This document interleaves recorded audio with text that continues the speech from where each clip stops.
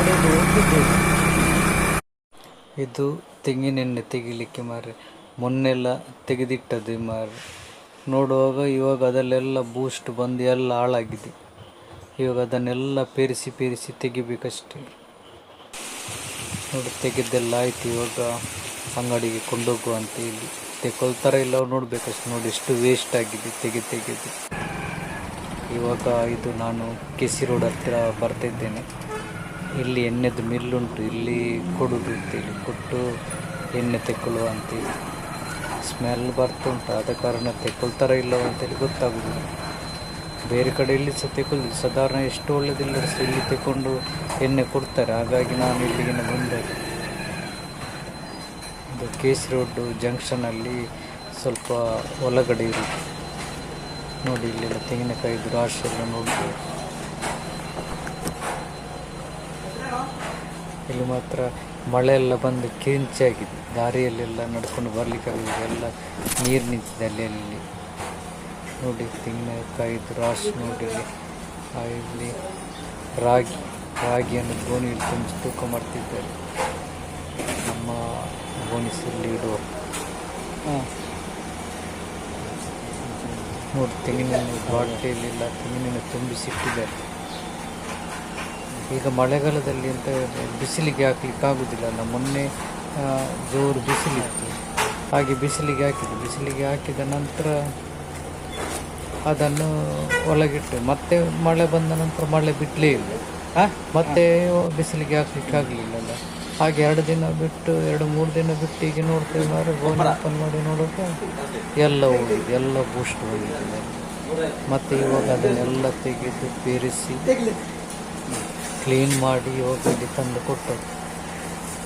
ನೋಡ ಎಂತ ಹೇಳ್ತಾರಂತ ಗೊತ್ತಾಗೋದಿಲ್ಲ, ನೋಡ್ಬೇಕಷ್ಟೇ. ಅವರವರು ಎಂಥದ ಮಾತಾಡ್ತಿದ್ದಾರೆ ನೋಡಿ. ನಮ್ಮ ಗೋಣಿಚೀಲ ಅಲ್ಲಿ ಉಂಟು, ನೋಡ್ಬೇಕಷ್ಟೇ. ನೋಡ್ತಿದ್ದಾರೆ, ಏನು ಎಲ್ಲಿಲ್ಲ ಸುದ್ದಿ.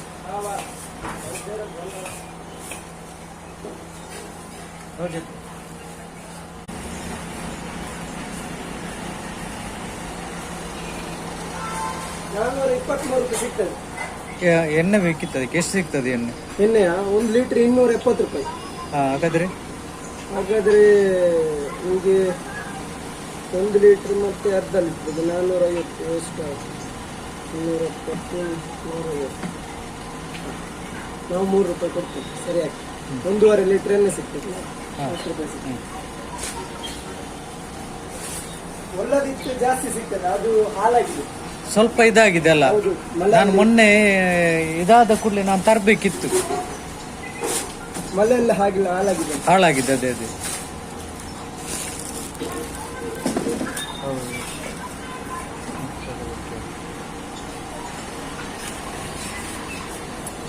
ಈ ತೆಂಗಿನಕಾಯಿ ಹಸಿಯೇ ತಂದ್ರೆ ಆಗ್ತದಾ?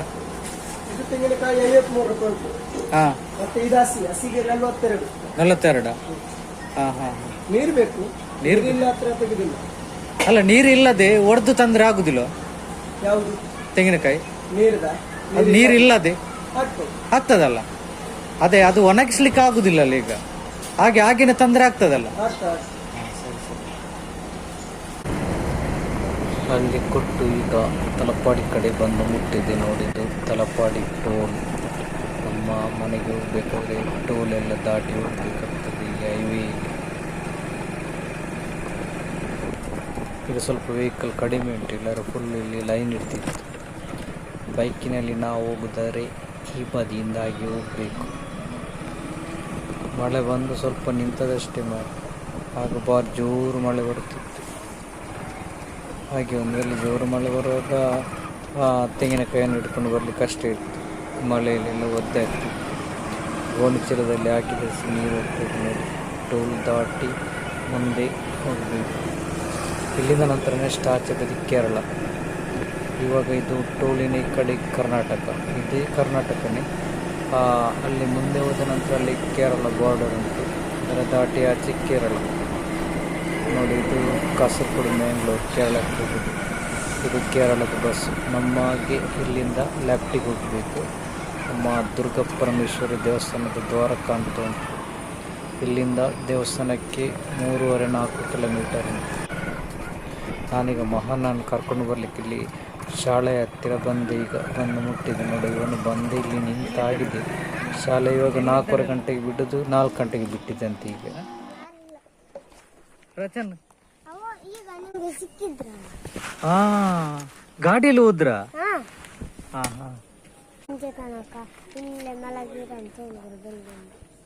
ಫೋನ್ ಮಾಡಿ ಕೇಳ್ಬೇಕು ಟೀಚರ್ ಹತ್ರ, ಅವನು ಮಲಗಿದ್ನ ಅಂತ ಹೇಳಿ. ಇವತ್ತು ಬೆಳಗ್ಗೆಂದಲ್ಲ, ಮಧ್ಯಾಹ್ನದಿಂದ. ಅವರ ಟೀಚರ್ ಹತ್ರ ಕೇಳ್ಬೇಕು ಅಷ್ಟೇ. ಕೇಳೋಣ, ಅಮ್ಮನ ಹತ್ರ ಹೇಳ್ತೇನೆ ನಾನು ಫೋನ್ ಮಾಡ್ಲಿಕ್ಕೆ. ಅವನು ಬೆಳಿಗ್ಗೆಂದು ಮಧ್ಯಾಹ್ನ ತನಕ ಮಲಗಿದ್ದ ಅಂತ ಹೇಳಿ. ಮಧ್ಯಾಹ್ನ ತನಕ ಮಲಗಿರ್ಲಿಲ್ಲ. ಮತ್ತೆ ನಾನು ಬರ್ದಿದ್ದೆ ಇದು. ಮತ್ತೆ ಮಧ್ಯಾಹ್ನದಂತ ಮತ್ತೆ ನಂಗೆ ಹೊಟ್ಟೆ ನೋವು ಸ್ಟಾರ್ಟ್ ಆಯ್ತು. ಮತ್ತೆ ಮಲಗಿದ್ದೆ. ಮತ್ತೆ ಈಗ ಎದ್ದ. ಬೈಕ್ ಅಡ್ಡ ಬೀಳದು. ಇವಾಗ ನಾನು ದಿನಸಿ ಅಂಗಡಿಗೆ ಬಂದೆ. ಇದು ನಮ್ಮ ತಚ್ಚಣಿಯಲ್ಲಿರುವಂಥ ದಿನಸಿ ಅಂಗಡಿ. ಸ್ವಲ್ಪ ಸಾಮಾನಾಗಬೇಕಿತ್ತಾಗಿ. ಮಳೆ ಬರ್ತದೆ ಬಾ, ಮಳೆ ಬರ್ತದೆ ಬಾ. ಇಲ್ಲಿ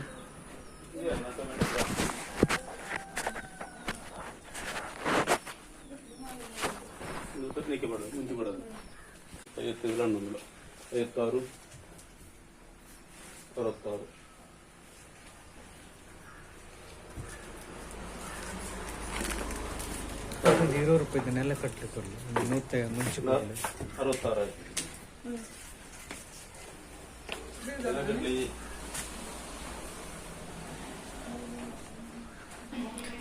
ತಿಂಡಿ ಬೇಕಿತ್ತು ಮಾರೆ. ತಿಂಡಿ ನೋಡೋಗಲಿ ಯಾವುದಿಲ್ಲ, ಎಲ್ಲ ಖಾಲಿ. ಇದು ಬಾಕಿದೆಲ್ಲ ತಿಂಡಿ ಅಷ್ಟು ಒಳ್ಳೆಯದಿಲ್ಲ. ಮಿಕ್ಸರ್ ಉಂಟು ಅಂತ ನೋಡೋದು, ಮಿಕ್ಸರ್ ಇಲ್ಲಿ ಕಾಣೋದಿಲ್ಲ. ಎಲ್ಲರೆಲ್ಲ ಪ್ಯಾಕೆಟ್ ಮಾಡಿ ಇಲ್ಲಿ ಇಡ್ತಾರೆ. ಇದರಲ್ಲಿ ಚಕ್ಕುಲಿ, ಕೋಡ್ಪಾಲೆ ಅದೆಲ್ಲ ಒಳ್ಳೆಯದಾಗೋದಿಲ್ಲ. ಅದೆಲ್ಲ ಟೊಮೆಟೊ ಚಕ್ಕುಲಿ, ಅದಕ್ಕೆಲ್ಲ ಕ್ರೀಮ್ ಹಾಕಿ ತೆಗಿ. ಸ್ವೀಟ್ ಉಂಟದು ಜಾಸ್ತಿ, ಬಿಸ್ಕೆಟ್ ಎಲ್ಲ ಆಮೇಲೆ ತಿನ್ನುವಂಥದ್ದು ಎಂತ ಕಾಣೋದಿಲ್ಲ. ಇಲ್ಲಿ ಕೆಳಗಡೆ ಲೂಸ್ ಮಿಕ್ಸರ್ ತೆಕ್ಕೊಳ್ಳೋದು ಒಳ್ಳೆಯದು ಕಾಣಬೇಕು, ಅದನ್ನೇ ತೆಕ್ಕೊಳ್ಳೋ.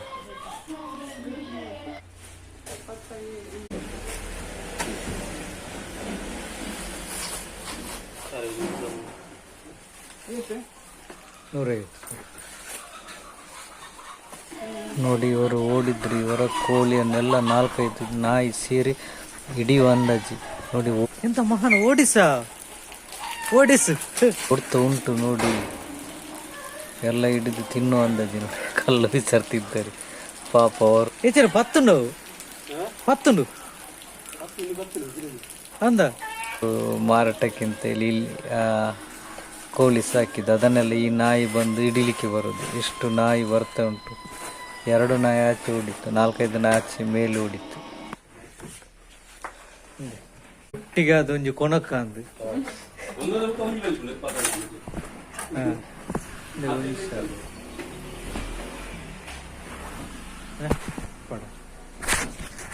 ಒಂದು ಮುರಾಂದಲ್ಲಿ ಏನಿತ್ತರ ಸೇರಿ.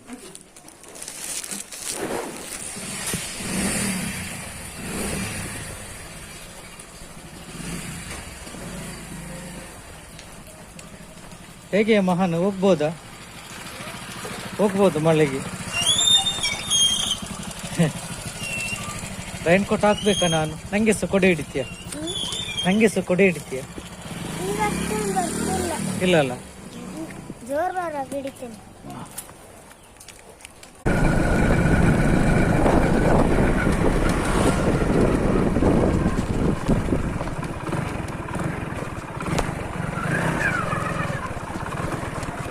ನಮ್ಮ ಮನೆ ಹತ್ರ ದಾರಿಯಲ್ಲಿ ನೋಡಿ ನೀರು ಬರ್ತದೆ. ಈಗ ಜಾಸ್ತಿ ನೀರು ಬರ್ತದೆ ಇಲ್ಲಿ.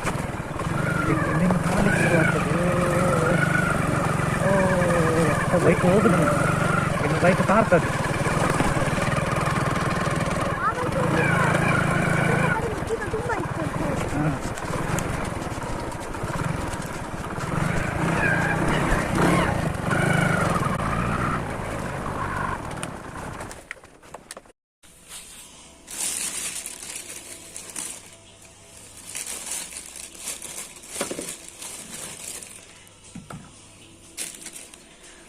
ಗೈಸ್ ನೋಡಿ, ಇದರಲ್ಲಿ ನಮಗೆ ಎಷ್ಟು ಎಣ್ಣೆ ಸಿಕ್ಕಿದೆ ನೋಡ್ಬೋದು.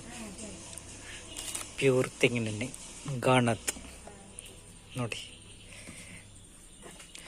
ಭಾರಿ ಖುಷಿ ಆಗ್ತದೆ. ತಿಂಡಿ ತಿನಿಸೆಲ್ಲ ಇನ್ನು ತೆಂಗಿನೆಣ್ಣೆಯಲ್ಲಿ ಮಾಡುವುದು.